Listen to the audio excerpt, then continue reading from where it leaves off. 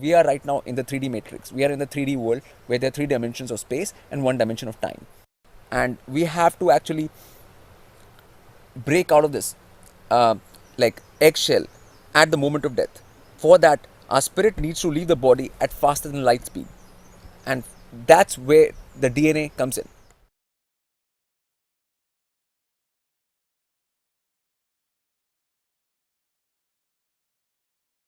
The DNA in our body is the tool which we can use to shoot our spirit at faster than light speed. In simple layman terms, body is like a bow and spirit is like the arrow. So you shoot the arrow from the bow, which is the body. So for that, one has to prepare one's body to be able to do that. One has to prepare one's DNA to be able to do that. And that's what Lotus Ocean life is.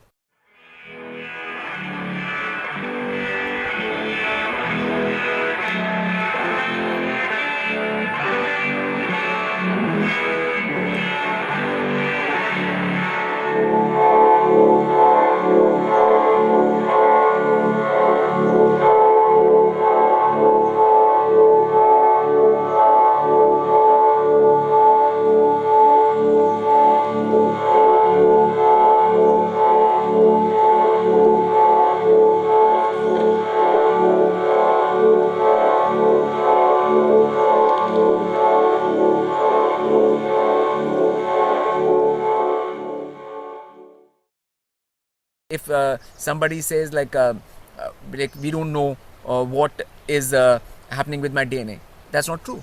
Like one can scientifically actually measure what's happening with your DNA. So like DNA is a spiral, like a spiral like this. And if DNA turns into a like if you braid it, you know, like the way you braid their hair, you know, like they knot the hair. And the same way the DNA is like a spiral, slinky. And if you keep on knotting it, and it actually becomes more and more knotted and it actually starts turning. Even if you braid the hair too much, it starts turning. And then finally it will become a circle.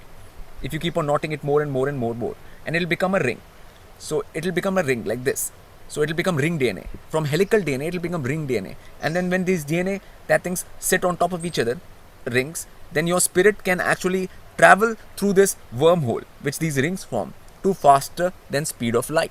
And speed of light is the limit of the 3D world. So once you are going faster than speed of light, then you are getting out of the 3D matrix.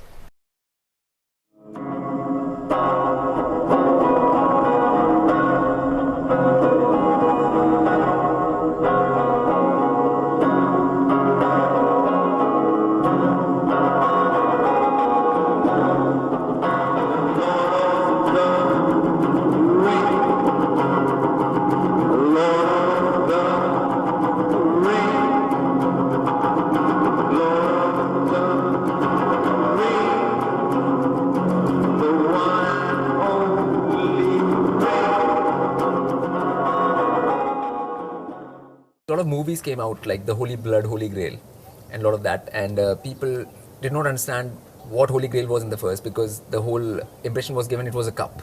So people were trying to find out this actual physical cup somewhere, you know, and then later they found out it was not a cup exactly.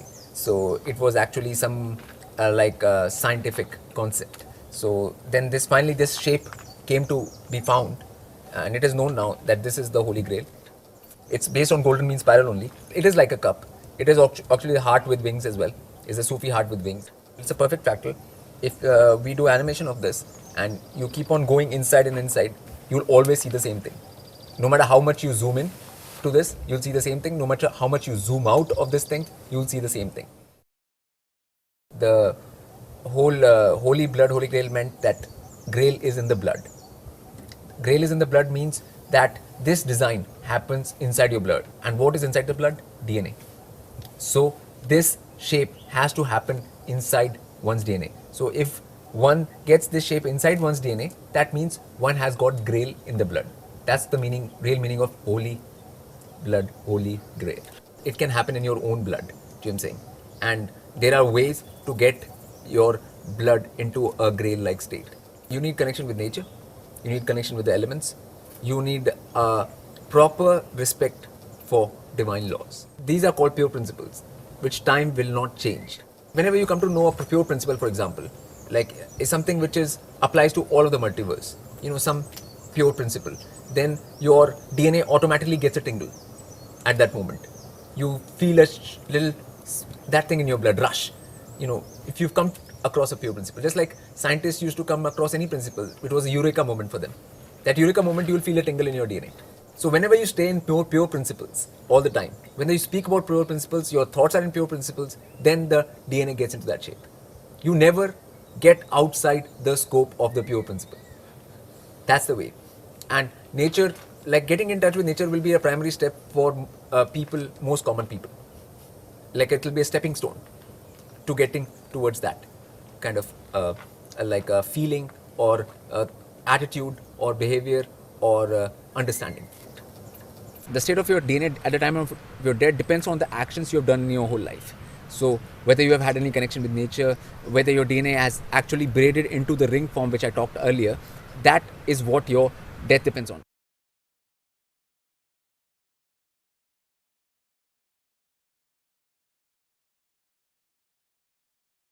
Now what is the word evil? Evil is just the opposite of live. L-I-V-E, you make it opposite E-V-I-L. Alright, so what is evil is actually going against the principles of life. Life has its own principles, and if you go against those principles, then that is called bad or evil. There is no other definition of that word. So if you're going against the pure principles which govern life, then you are being evil. So for example, the pure principle is that if somebody has got more gravity than you, if they have more soul power than you, then if you are not humble to that being, then that will harm you immediately. So that is being evil. Like Daksh was evil because he did not bow to Shiv. Now Shiv had more centering than him, Shiv had more divinity than him and everything, but he did not bow in front of Shiv. So that's where the evil began. The Daksh story in the Vedic Purana, when Daksh did not bow in front of Shiv, that was the root beginning of evil. All evil finally comes out of that, like because people or souls or spirits, they did not respect something which was higher than them.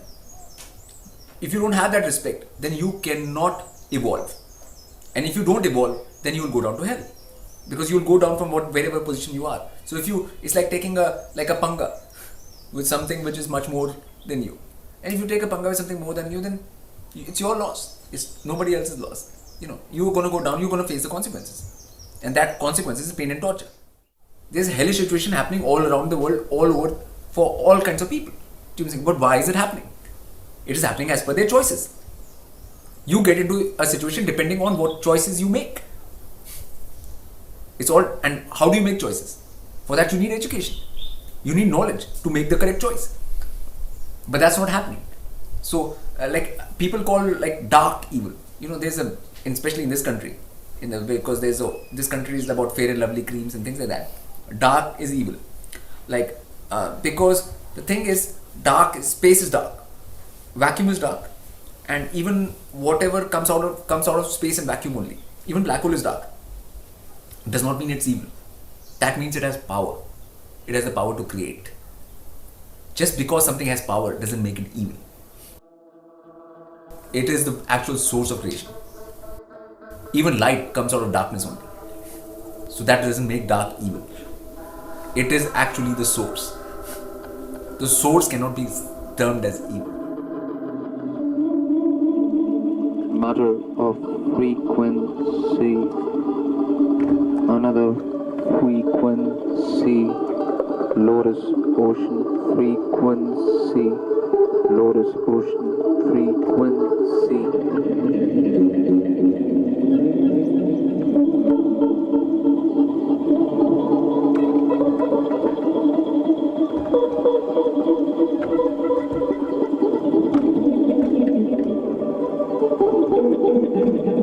Yes, there are other realms. Yes, there are other realms. Yes, there are other realms from another realm.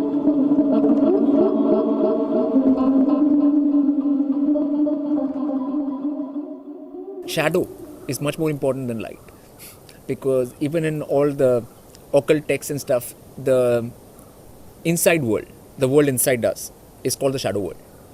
The self which is inside, which is your kundalini and your chakras and your third eye, that's called the shadow self. Shadow self is actually the real self. The one which is outside is not real. People are afraid of the dark, but the dark is where the actual path. When you go into the third eye, like besides the fast, like the light speed implosion, other thing is all dark. It's like dark like space. Even inside the third eye, everything is dark like space. It's not brightly lit like day. So you have to understand that, like in that way, the dark is more important than light. So, and that's why even all our festivals and everything were night festivals. The Vedic festivals, Navratris, everything, Janmashtami. Most of the festivals are nighttime festivals, not daytime festivals. Now people are celebrating them in the day. That's another matter. Because even the Akash Ganga and stuff, and the whole Milky Way, you see in the night only. Like, so anything like of this spiritual import is more happens when the sun sets. If the sun never set, you'll never even see that things. So you'll have no mythology in relation to the stars. You will never see the inside of yourself, because seeing the star, that thing, is like seeing the inside of yourself only. And that's how sciences like Jyotish and astrology are born, which relate the planets directly to our inner functionings. So all of these things are like you would never see that. So the sun's light is an obstruction in that way.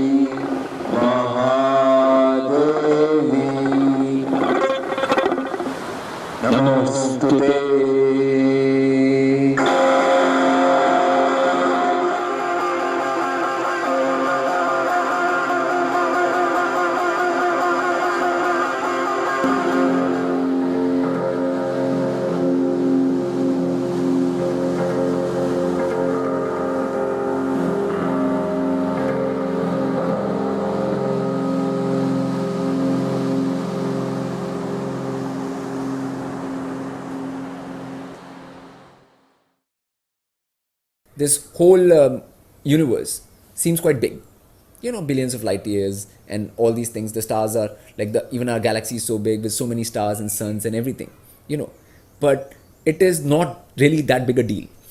The physical universe is not a big deal. It appears a whole lot to a normal mind, that this whole thing is such a big place, but it is not. The thing is, it is still a projection from the inside. Inside is much bigger than the outside at any given point of time. Kundalini has to be seen as a goddess, Devi, just like Earth has to be seen as a goddess, Bhudevi, because Kundalini is your basically passport to this other world I'm talking about. It is the main thing which can take you to this other world. So any kind of spirituality, whatever people call spirituality, has to do with Kundalini only.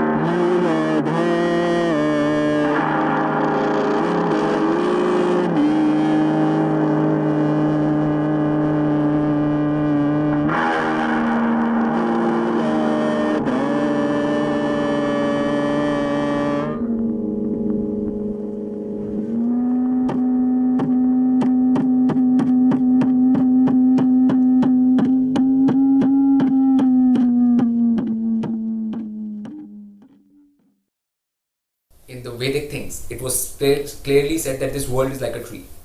This whole world is a tree. It's based on a tree shape. And we can actually see that tree shape inside our own body. The Kundalini and the central axis, which is the Sushumna, it's called the Sushumna Nadi, and finally going into your the chakra, which is your 1,000 petal lotus in the head.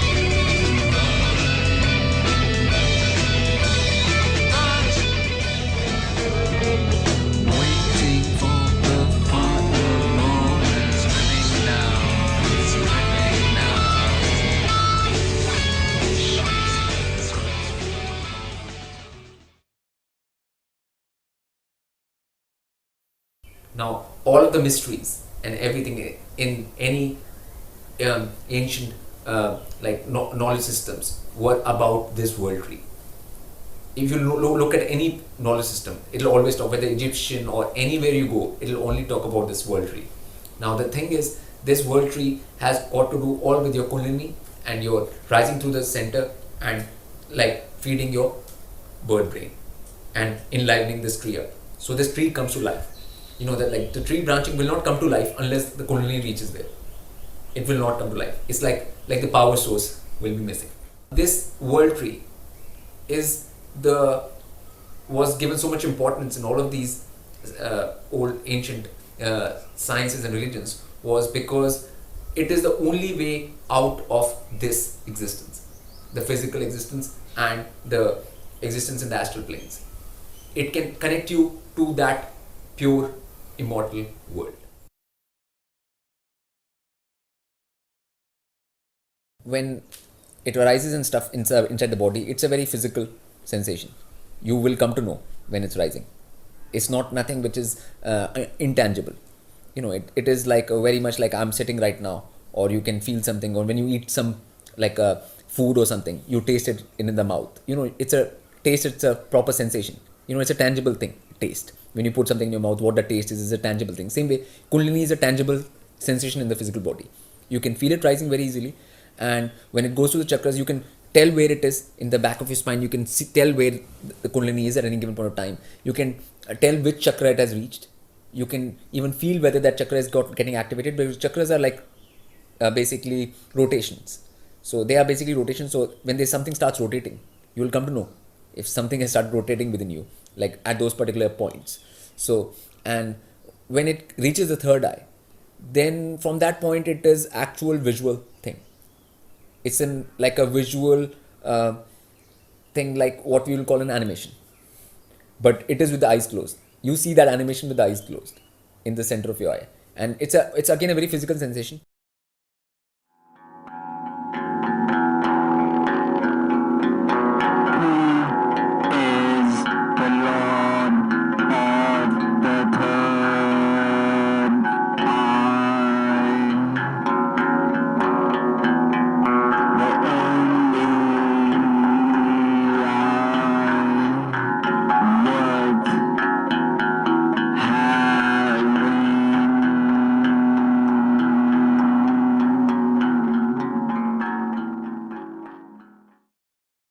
The people who come to know about kundalini and things like that also try to raise kundalini in so many strange ways. People are doing different kind of yogas, which they call yogas, which is yoga, and they're trying to do all these hatha yoga and this and that, like to forcibly raise the kundalini. Some people are like hanging themselves upside down, in order to that thing. They think through doing Shirsasana, the kundalini will just like physically drop to their head, but it doesn't happen like that. For raising kundalini, it's actually much more about psychology, much more. Your psychology has to be right. You can't have the psychology that like I know something, or I know things and things like that, because that's not the way to approach the goddess. So like a Ganesh-like approach is required. The Ganesh attitude is actually an attitude of that thing that I don't know anything. It is not the attitude of I know something. All people who are in the world right now, they always think that they know something, when they don't really know anything. Like until you know how to live, how to die, and how to get to this mortal world, do you know what I'm saying? You don't really know anything. Unless you know these things, how come you know anything? Just not knowing some things like enough to make a living out here, that's not knowing anything. But people are always under that delusion that they know something, and that's what keeps their ego in place and everything. People always think that they know something, and this whole ego of knowing is a psychological hurdle in reaching the kundalini. If you keep on going into the third eye, you will just get out of this world. Your soul will come out of this world and it will go into that immortal world I'm talking about, because it's the doorway to that world. Third eye is the doorway to that world. It is the wormhole connection between this world and that world. It is for breaking out of the 3D matrix. It's for breaking out of the astral spirit world matrix. It breaks out of everything.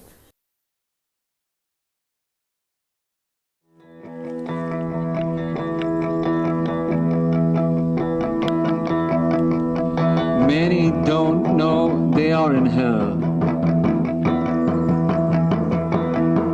and many they just don't care.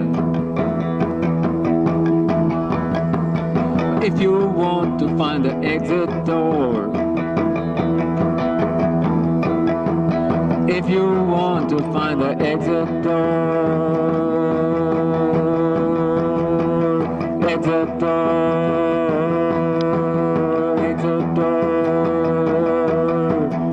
If you want to find the exit door, if you want to find the exit door, if you want to find the exit door.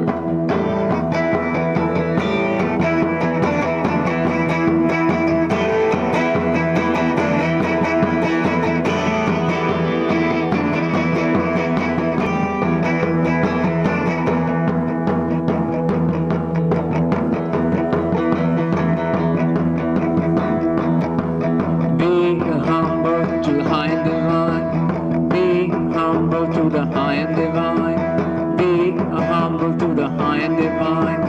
Be humble to the high and divine. Be humble to the high and divine.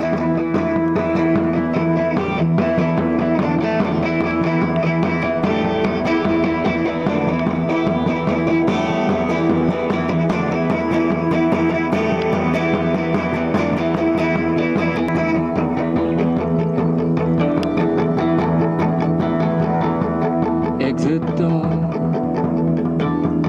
exit door.